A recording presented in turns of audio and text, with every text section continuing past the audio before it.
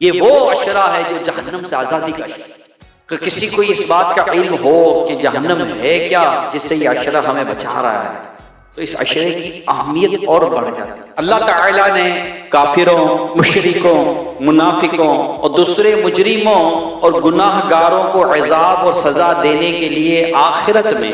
جو ایک نہایت ہی خوفناک اور بھیانک مقام تیار کر رکھا ہے، اس کا نام جہنم ہے، اور اسی کو اردو میں دوزخ بھی کہتے ہیں۔ حدیث پاک میں ہے دوزخیوں کو جہنم کی آگ میں بار بار جلایا جائے گا، جب وہ جل بھون کر کوئلہ ہو جائیں گے تو پھر دوبارہ ان کو نئے گوشت اور نئی جلد کے ساتھ اور پھر ان کو آگ میں جلایا جائے گا۔ یہ عذاب بار بار ہوتا رہے گا۔ جہنم کی آگ کی گرمی کا یہ علم ہے کہ نبی رحمت صلی اللہ علیہ وسلم نے فرمایا فرشتوں نے 1000 برس تک جہنم کی آگ کو بھڑکایا تو وہ سرخ ہو گئی، پھر دوبارہ 1000 برس تک بھڑکائی گئی تو وہ سفید ہو گئی، پھر تیسری بار جب 1000 برس تک بھڑکائی گئی تو وہ کالے رنگ کی ہو گئی، تو وہ نہایت خوفناک سیاہ رنگ کی کالی۔ ایک روایت میں یہ بھی آیا ہے کہ جہنم کی آگ کی گرمی دنیا کی گرمی سے 69 درجے زیادہ ہے۔ ایک حدیث میں ہے جہنم میں آگ کا ایک پہاڑ ہے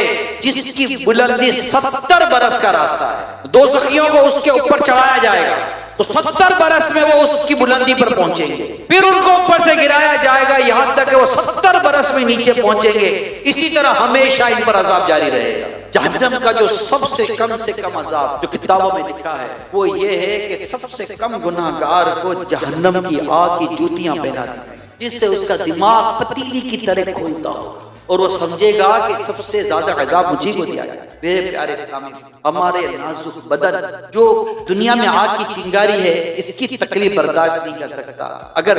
موم بتی پر انگلی یا ہاتھ آ جائے تو وہ برداشت نہیں ہوتا، چولہا جلاتے وقت ہم ڈرتے ہیں، جلتی سگریٹ اگر پاؤں کے نیچے آ جائے تو ایک چھالا ہو جاتا ہے جس کی تکلیف ہم سے برداشت نہیں ہوتی۔ اللہ نہ کرے، اللہ نہ کرے، اللہ نہ کرے، اللہ نہ کرے، اللہ نہ کرے، اللہ نہ کرے، گناہوں کی وجہ سے ایمان برباد ہو گیا تو کیا کرے، اللہ ناراض ہو گیا جہنم میں ڈال دے گا تو کیا کرے۔